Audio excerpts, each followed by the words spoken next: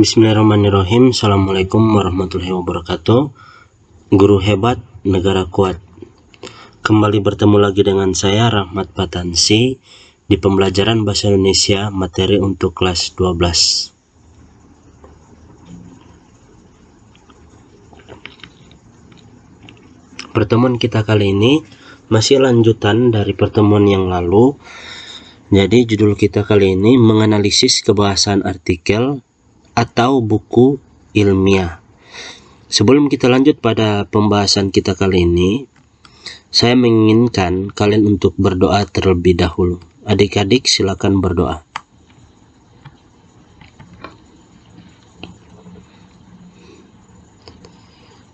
Amin, terima kasih. Semoga adik-adik sekalian selalu sehat dan selalu dalam lindungan Allah Subhanahu wa taala. Dan jangan lupa jaga kesehatan kalian agar terhindar dari segala macam virus dan penyakit. Silakan kalian perhatikan di layar kalian masing-masing, menemukan unsur kebahasaan artikel, opini, dan buku ilmiah. Pada kesempatan yang lalu saya sudah jelaskan opini itu seperti apa ya. Pada pembahasan sebelumnya, silakan baca ya.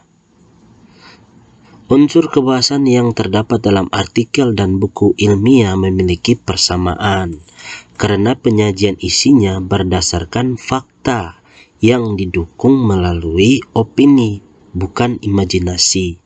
Opini itu pendapat ataupun sesuatu yang lahir dari buah pikiran atau hasil dari pemikiran pribadi atau sendiri, yang disertai dengan fakta ya, kalau fakta seperti itu. Berikut adalah unsur kebahasaan yang harus dicermati. Yang pertama, adverbia adalah bahasa yang dapat mengekspresikan sikap eksposisi agar dapat meyakinkan pembaca. Diperlukan ekspresi kepastian yang bisa dipertegas dengan kata keterangan atau adverbia frekuentatif seperti selalu, biasanya, sebagian, besar, sering, kadang-kadang, dan jarang. Itu adalah contoh kata yang melekat dengan identitas adverbia.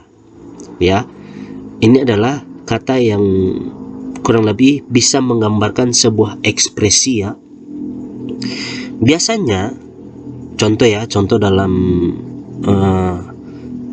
artikel ya, biasanya pemerintah Indonesia memberikan bantuan kepada masyarakat itu berdasarkan data yang diterima. Itu ya contoh dari kata biasanya.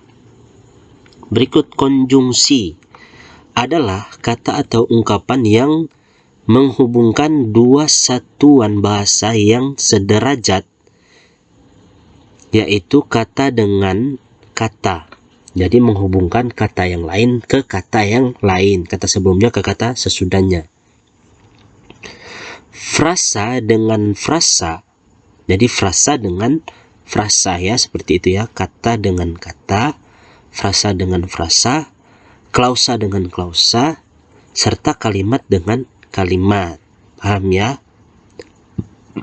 Konjungsi yang banyak dijumpai pada artikel itu biasanya menggunakan kata pertama, kedua, berikutnya. Atau konjungsi yang digunakan untuk memperkuat argumentasi. Jadi argumentasi ini konjungsi yang digunakan untuk mendukung ya. Selain itu, jadi ini contoh katanya, selain itu, sebagai, contoh, misalnya, padahal, justru. Berikut juga konjungsi yang menyatakan hubungan sebab akibat. Contoh kata sejak, sebelumnya, dan sebagainya. Konjungsi yang menyatakan harapan seperti supaya dan sebagainya. Itu ya contoh dari konjungsi. Jadi konjungsi ini terbagi beberapa bagian ya, dan sudah saya jelaskan. kepada kalian. Insya Allah kalian mengerti. Tapi jika ada hal yang kalian kurang mengerti dan pahami, silakan tanyakan ke saya. Insya Allah akan saya jawab secara lebih rinci lagi untuk kalian. Berikut, kosakata adalah perbendaharaan kata. Jadi kosakata itu merupakan perbendaharaan kata supaya teks tersebut mampu meyakinkan pembaca. Jadi di sini bertuju, kosakata ini artinya permainan kata lah. Ya, permainan kata yang bertujuan untuk meyakinkan pembaca. Makanya diperlukan kosakata yang luas dan menarik. Jadi biasanya itu hal-hal tersebut mencakup aktual, artinya terbaru, yang sedang menjadi pembicaraan hangat atau orang banyak ya, atau baru saja terjadi, itu aktual ya. Fenomenal itu orang-orang jika kita berbicara tentang hal yang aktual dan fenomenal, itu orang-orang penangkapannya cepat. Kenapa demikian? Karena orang-orang tuh lebih senang dan lebih gemar sesuatu yang hangat, yang masih baru terjadi, dan fenomenal ini artinya sesuatu yang berdampak hebat, yang dampaknya itu sangat besar.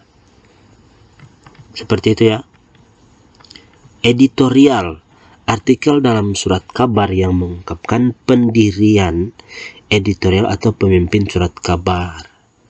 Paham ya? Imajinasi itu editorial ini biasanya artikel sebelum sebuah artikel itu diterbitkan, biasanya ada tim editorial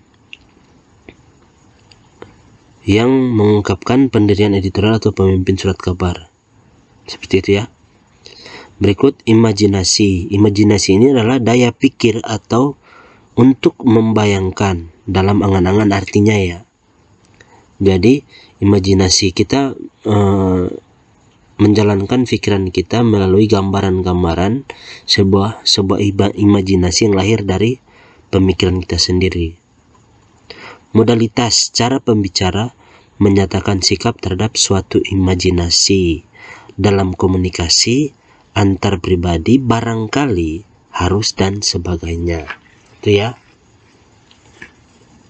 Nukilan ini dikenal dengan kutipan atau tulisan yang dicantumkan pada satu benda, ya, lebih kenalnya merek lah, sebuah merek. Contoh, kalian menggunakan sepatu Nike, contoh ya, kalian menggunakan sepatu Nike lah, itu ada gambarnya, logo, dan tulisannya. Seperti itu contoh dari kutipan atau tulisan, lebih gampangnya seperti itu. Dan jika dalam artikel ya, kutipan, ketika itu kutipan terbagi menjadi dua ya, kutipan secara langsung dan kutipan tidak langsung. Kutipan langsung itu ditandai dengan petikan 2, tanda petik 2 ya. Tanda petik 2 itu maksudnya seperti ini. Tunggu ya. Tanda petik 2 itu maksudnya seperti ini ya. Itu ya. Nah, ini contoh dari tanda petik 2. Tanda petik 2 itu artinya kutipan secara langsung, kutipan tidak langsung ya. Ini kutipan tidak langsung. Dan kutipan secara langsung itu kata profesor bahwa pertumbuhan sangat baik jika meminum susu. Nah, itu maksudnya kutipan tidak langsung itu kita mengambil perkataan orang lain dan kita katakan kembali kepada orang lain, asalkan kita tidak mentiadakan atau menghilangkan siapa yang berkata, yang mengatakan hal tersebut. Paham ya? Tapi sebenarnya tidak bahas ke sana ya. Saya hanya memberikan sedikit contoh kepada kalian. Berikut, tajuk rencana, yaitu kerangka ya. Itu karangan pokok, maksudnya karangan pokok dalam surat kabar.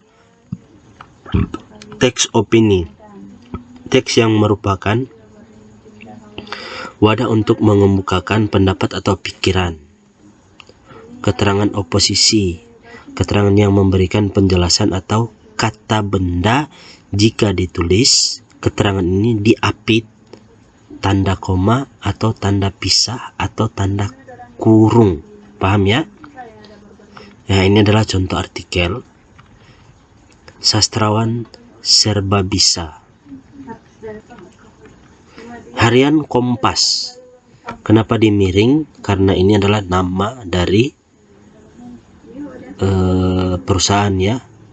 Dan Sinar Harapan. Ini juga seperti itu ya. Silakan kalian lihat dan baca. Ini contoh artikel. Jika terlalu cepat saya scroll, silakan kalian pause.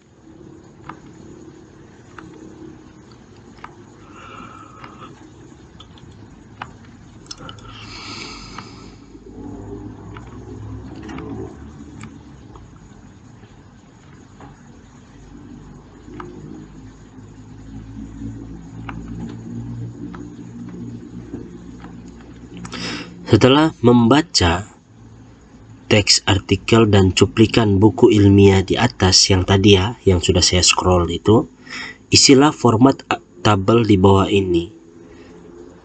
Jadi ini ya sudah saya jelaskan tadi, adverbia, konjungsi, kosakata.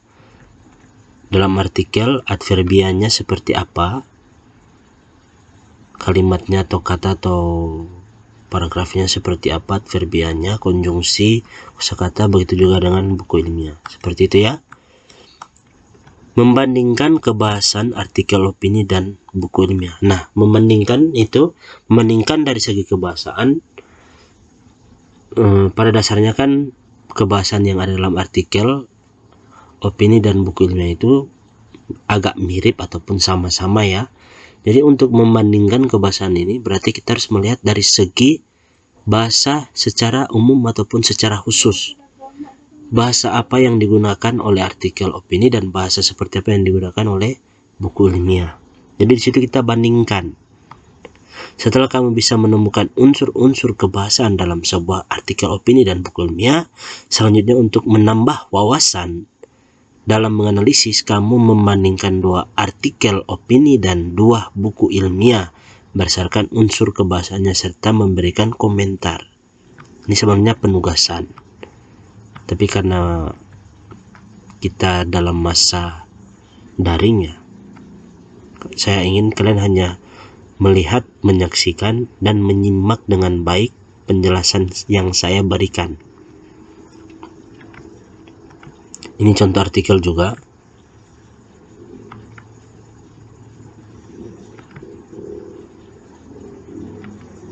Silakan di pause jika terlalu cepat.